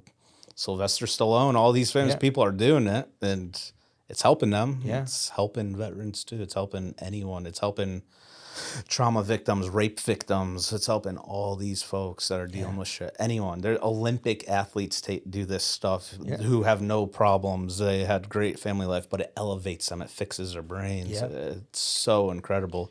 But with Sean Ryan, after he did this treatment, he changed his show up and started inviting a lot more guests who weren't just, SEALs and, these dudes who mow down people and have crazy, amazing, important stories. He's opened his show up to scientists. I think that's important. And that's my, like, that. Yeah. For example, the guy who was just here sponsoring. Jeremy. Nothing to do with the military, law enforcement, but look what kind of guy that guy is. We talked to him for hours. That delayed this show from filming right now because he's so encapsulated. I don't know, guys. What were we, like half hour, maybe 45 minutes late? Because we were chatting with him, but we all had a good time with him. Nice. He made us margaritas. Really good margaritas. But it's people like that need to start coming on these things and expressing. I think that's why I love podcasts now. Podcasts were not that big back in the day, but they're huge now because they're very informative and you get to hear different perspectives. You can come listen to my podcast and you can listen to somebody else, and then you get to make the decision on what you want to think is right or wrong. Yeah. And that's kind of something me and one of the producers here were talking about earlier, is like how he would want to see me enhance some of the stuff that I do like to talk about on camera, because it might just be that, opportunity that somebody that didn't know gets to see it now on a reel or short, whatever. And they're like, whoa, really? Is that what's really going on? Hey guys, do you live in Houston or the surrounding areas? Well, Clean Cut Lawn and Landscaping. Transform your outdoor space with Houston's premier landscaping experts. Call them today at 832-985-2287. Clean Cut Lawn and Landscaping offers a wide range of services to keep your yard looking the best, including full lawn service, shrub trimming, mulching, weed control, fertilizer programs, seasonal cleanups. At Clean Cut Lawn and Landscaping, they pride themselves on delivering top-notch services to maintain the beauty of your lawn all year long. Whether you need a regular maintenance or a one-time cleanup, their team of professionals is here to help. Why choose Clean Cut Lawn and Landscaping? They have expert care, they're reliable service, and they have affordable rates. Give your lawn the care it deserves with Clean Cut Lawn and Landscaping. If you live in the Houston area, call them 832-985-2287. Give them a call today to schedule your service. On Sean Ryan's episode with the guy of the Afghan resistance, his father years ago came and told the U.S., you're going to get attacked. Watch out. Yeah. 2 days prior to 9/11, he gets killed. And what happens? Exactly what he said happened. Yeah. Now his son is over here pleading to get in front of Congress to tell us you're at high risk. They've blocked him out because he's considered a terrorist organization, even though he's the resistance in Afghanistan. Yeah. He's fighting terrorists, bro. And now what are they talk? What got released last night? The FBI just said October 7th, be very careful. Oh, yeah. They're afraid that some of these radicals might, and it sucks, man. And I'm not saying that me and you are going to be the, changing force to some of this stuff, but it's good to start informing people about what people experience or their experiences, because, guys like you, I can sit here and you can say, oh, what'd you do in the Navy? Oh, I was a CB. Loser, right? Yeah. But Crane eater. were you? Yeah, me. You're a Marine. Yeah. How the hell did you get I'm now about to finish my master's. How'd you do that? I'm cheating off people. Because Marines are supposed to be dumb, right? But we can sit here and judge each other based off of those random little credentials, but nobody knows what we really did unless we start to bring those things out. Like you, were you really a CB? Were you really Bob the Builder of the Navy? Hell no, you weren't. No. You know what I mean? So, excuse me. It's important to bring these things out and show people, because there might be another lost soul out there that doesn't know about these treatments, that has the opportunity to go get these treatments. Or, we might save that one guy who wants to put that gun in his mouth. Bro. Like I told you what saved me the day I was going to put my gun to my head and just end it all. Mm-hmm. I told you that, and not everybody gets that opportunity. Some of them actually go through it. So, and you bring that up, and there's something beautiful that I've found. I hate social media. I hate Instagram. I hate my phone. I hate all of it. But I run my business off it because you need to advertise, and I understand that. By sharing some of the artwork that I've done on boards and sharing my story and the reason and why I chose it, I've gotten so many messages from dudes that said, bro, I don't skateboard. I've been in the military, blah, blah, blah. I had a gun. I was fucking sucking on my cig, man. I was on blowing my brains out. And I came across your Instagram page and I read that story. I saw that post and it totally changed me. I've gotten that so many times, 2, 3 in the morning, and my wife's like, what are you doing? And I'll be like, babe, I'm helping right now. Like I have to. And that's what kept me going. Yeah. Financially, I'm fucked. I have no money. Like this business, I put everything that me and my family had into starting it, getting supplies, material, and just growing it. But when I get messages like that, when I'm that's about where you to get paid. Yeah, like I'm about to wrap up on like just shut this account down, and then I get a message like that, and I'm like, fuck, it's making a difference. Well, I told you the other day when I was in DC, and somebody's like, I heard your podcast. I was like, that's crazy, yeah. What the fuck? Like that right there was like, oh wow, this is cool. This dude Jeremy, he's like, he looked at my Instagram just now, and he's like, bro, I've seen these boards, I've seen this. I'm like, I'd never met you. I've never been to Texas in my life. Like that's shit. cool, Yeah, it was really cool. But it's to talk about the social media thing real quick. You saw my post this last week. I was pissed off. I was trying to get to SHOT Show to network with other vets and stuff like that. Yeah. And I got hit with. I've seen some other podcasts, guys and stuff that have gotten approved and everything. And some are cool guys and everything. And some of them have like. And one of them has like not even that many views and stuff on social media. Whatever. It is what it is. And then I get denied because one, I didn't meet the criteria of the industry standards or whatever the fuck they want to talk about. And then I checked off all the boxes when I applied to go in there as a media badge or whatever, because the podcast. And then the rules all of a sudden changed. Oh, well, you don't have 50,000 followers in so much period of time and stuff like that. I was like, yeah, but other people don't either. Yeah. But they're like, oh yeah, but it's because it's based off of, we can choose who we want based off of the content. And I go, so what's wrong with my content? Is men's mental health, veterans, law enforcement, is that not meet SHOT Show criteria? Dude was an absolute asshole. And I'm not going to bring his name on here because I already posted it on Instagram, but I got rid of it. But that pissed me off, man. I was like, because this is supposed to be an industry where we support each other. Yeah. And help each other grow. Like what me and you are trying to do right here is raise awareness and bring that stuff up. And then you got these guys who are just all about social media. And then guess what? Like unlike some of those YouTubers that shoot guns and do all that dumb CQB stuff on videos, I know how to look people's shit up. Well, I look him up. The guy has never done one thing in his life other than business classes and stuff like that. And he's some famous little YouTuber. Yeah. Excuse my language, but fuck you, man. Because all I was trying to do is go out there and actually network with other vets and stuff like that to help grow this. Because what this is here is to help bring awareness and open up these stories of people like yourself, Chris Kano, all those guys that have come on Hunter Roba Show, Eddie, all those guys. And we talked about some of the guests that are coming up here. Dude, and you know, that's what I was just gonna say. I know who your future guests are, and this asshole at SHOT Show is gonna fucking regret denying you, because these guys that you're having on the show in the future run SHOT Show. They are that. Yeah. They are the main contenders in the booths and the people that want to be seen at. And you know, SHOT me Show. and Chris, one of my last It's guests, we were ridiculous. joking around, and he's like, "Dude, you're salty, huh?" And I was like, "Fuck yeah, I am." But you know what? Last night I was like, "You know what? Fuck you," because you know what? One day maybe you'll be like, "Oh, why isn't that guy come to our show?" But you know what? Because you send me to fucking hell in the beginning. Yeah. I'm gonna tell you one thing right now. That could be the whole whatever industry the fuck they call it. But you know what? In this community, if you came and told me right now, and I'm on the range or whatever I'm doing, you tell me you're a Navy vet and stuff like that, I'm not gonna sit there and be like, "What's your YouTube count, bro?" Before you Yeah, can hang out dude. with me. It's ridiculous. I'm gonna rock with you regardless. You know what I mean? Yeah. And that's what pisses me off about this community is you have some of these fucking showboaters who, you know, just want guts and glory, and then they take away from people that have done things. Oh yeah. You know, like for example, I'm not gonna blow up some of the guests that I'm about to have on, but I know some of these guys that are out there still rocking it, dude, doing big things. And then you go look at their Instagram and they're like, they're getting there, but they're like, you know, whatever. Nobody cares about them. I'm like, but you know what? Those videos that you're doing to try to look cool, they're actually doing it in real life while you're over there fucking it up on camera. Yeah.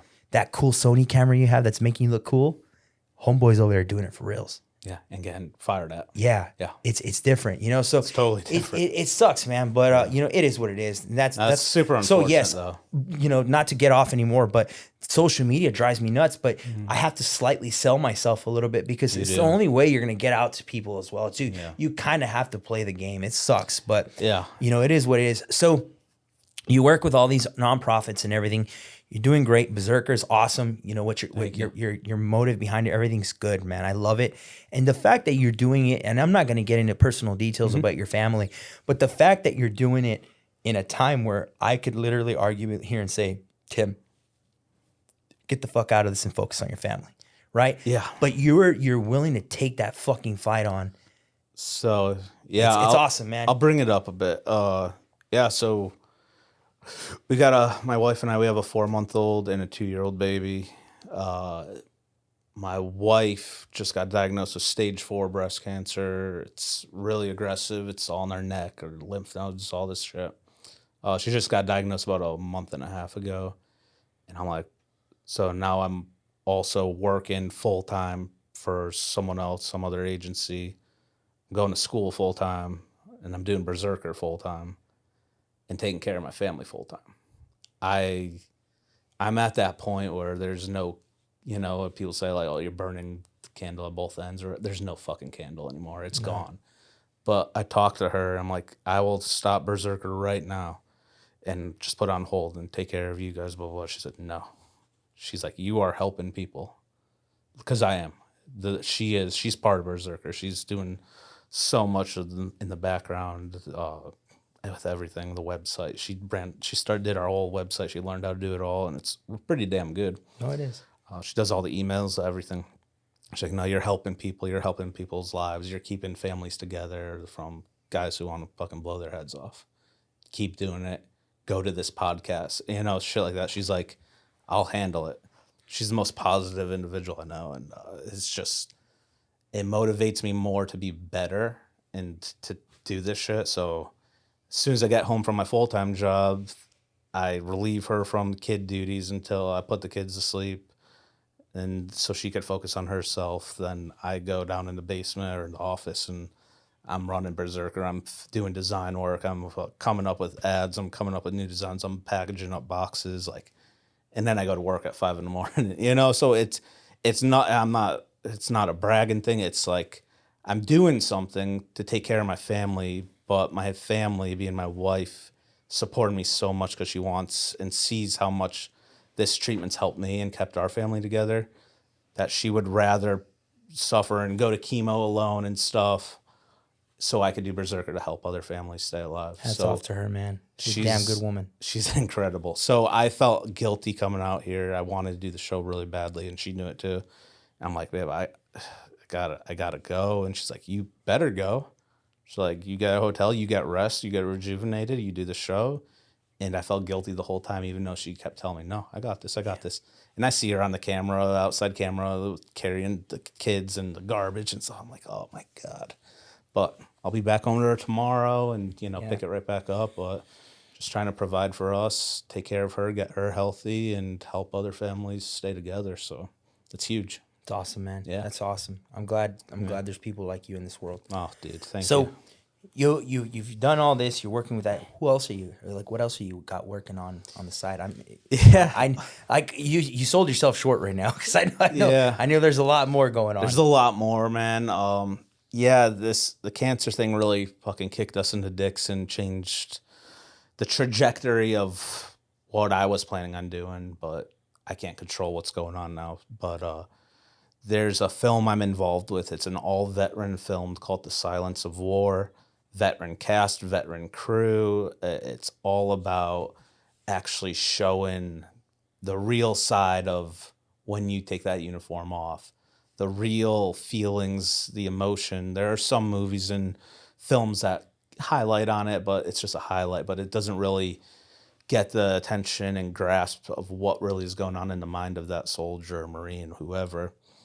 So we have a film called The Silence of War where my buddy Jeff is really running. He's a producer. And we failed with getting the funding this past year, and we're refundraising now. He just moved from Texas to Colorado, actually. We got a lot in the pipeline, a lot of great cast members who are veterans. We got my buddy, the Flying Hawaiian, Nick IG. He was no, that guy's a cool guy. Yeah. Bro, you know him? Yeah, you need. I don't know him, but I follow him, and so Nick is really my cool dude, and he's one of my skaters for Berserker built. He was a badass ranger, dude, like scroll wearing ranger. Yeah. He's mowed down some people. He's done some great shit. He's now in Harvard right now in his senior year, doing all this neuroscience stuff to help with mental health and all this awareness. This dude is incredible. So, he plays one of the Asian characters. Sick and Dick is his nickname in the movie. I'm in the film. I play the older dude, Grant. My buddy Alex, he's a Marine vet. He was actually in the show The Terminal List. He's an awesome dude. He's a part of the boot campaign right now, trying to spread mental health awareness for military vets. So it's very geared towards mental health, veterans, and the family life. And that's what you're highlighting on too here with the show. So I think it's cool how we were having breakfast this morning. Yeah. Good crepes, man. Good crepes. In between breakfast, we're about to start breakfast, and we hear music and honking and stuff. And it's a shitload of veterans in silkies, flags and stuff, raising awareness. Well, I mean, it was quite a bit of a convoy. It was actually pretty impressive that they even had the truck at the end with the shitters. Yeah, they had Porter Johns on a trailer with this truck. That was cool, man. It was a big deal. It was, they left the card on your truck. Yeah, I was like, how ironic to actually see. Yeah, playing some good American pride music. It was. You wouldn't see that in D.C., that's for damn sure. Oh, man. You would wish that you would see it in D.C. God bless Texas. That's the only time I'll say that. Hey, well, we're always here, man. If you ever need anything in Texas. Yeah, man. You want a good home, come to Texas. Yeah, man. So you do the film. So the film, we're in the infancy stages right now. We had it all lined up. We had our director, Nate Boyer, Green Beret dude. He's been in so many films. He was actually in the NFL as well for the Seahawks. Like, this dude is huge, and he was going to direct it and all that, but because we lost funding, we got put back to the beginning stages of everything. So it's gonna come out. It's gonna come out. So stay tuned for that. The Silence of War, super awesome. Jeff is such a great dude. He's an Army vet. He's just got a really good heart, and he's trying to get things going and helping the community as well. So I got that going on and a few other things, but I think, before we start wrapping it up here, Tim, is like, I'm not going to go into your personal career because we're not. Yeah. But I just want to point out for everybody listening, I know a little bit about your personal career now, a little tiny bit.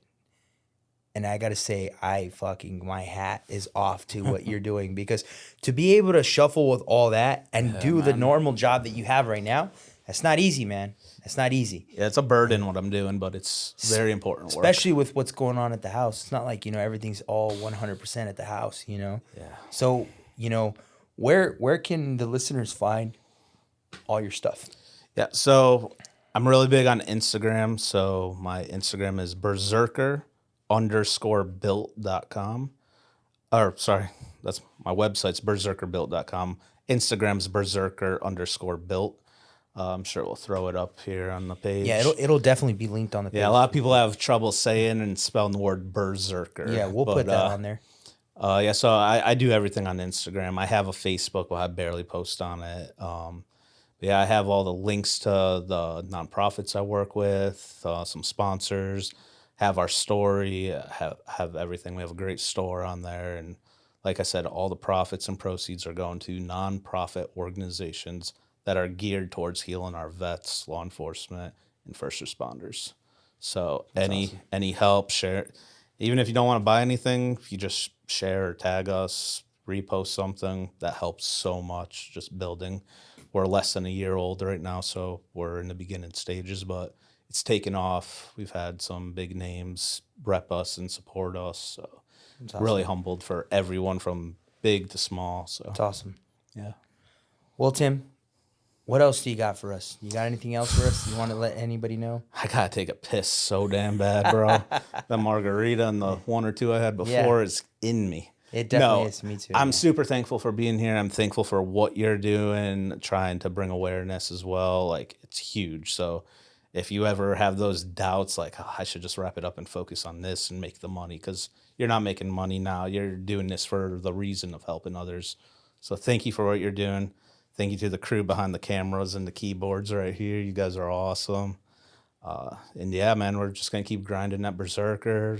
My wife's going to beat this shit and just going to help others any way we can. Because she, like I said, she's a huge part of Berserker and helping others, because she dealt with the shit. She dealt with me, and she knows what it's like. So she talks to other wives and whatnot as well. So we just want to help others. That's and awesome, man. Keep the families together. It's awesome. So, I appreciate that. Appreciate everything you're doing, man. No, thank you. I'm glad there's people out there like you. And like you said, the studio, everything, it's not cheap. No. It's not. And I'm doing it this way because I want it to look good. I want it to be good because I think it's a really damn good cause of what we're trying to achieve here. And it's important. And, I'm glad I had you on. I'm glad we can, especially right before the holidays where it gets a little patchy for some people. Yeah. Maybe we could put this out and hopefully capture a brother or two. And see if we could help them out, man. So, Tim, I appreciate you coming all the way down from D.C. I'm glad you got to finally come to Texas and see what the United States is all about. Just kidding. But, I'm glad you came down, man. It's been an honor. And honor's mine, bud. Like I tell all my guests, man, it's to a future friendship. And I'm glad to add you to the circle of friends, man, because you're a damn good dude and what you're doing is great. And I think it's gonna all pay off at the end. And, we're gonna stay in the fight with you and your family, because definitely, just like we need you and guys like you to help us out, so do you need us, man. And whatever we can do to help you out, we're gonna do our best to help out, man. And I hope everything works out for you. And I'm looking forward to a friendship with you, brother. Thank you for having you on. I really appreciate it. And I got one more plug. I just thought of them. I don't know why I wasn't at the forefront.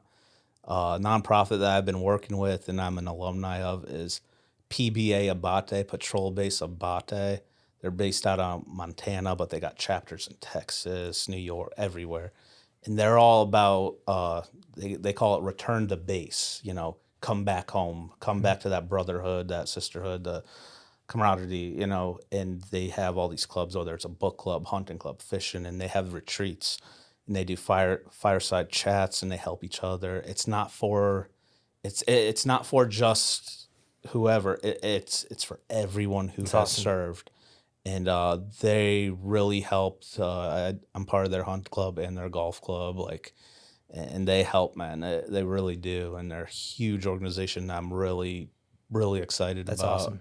Yeah, so I just wanted to give them that plug, PBA, about Yeah, that. send me all the organizations so that Yeah, way man. we could tag them on the actual podcast on the YouTube and everything. That way people can know where to go reach out for these organizations. Definitely, man. Yeah, I'm super honored to be here. Thankful for you. Thankful for everything, and just ready to keep on living. Thanks, brother. I appreciate it, and too many more, man. Hell yeah. Cheers, Thanks. dude.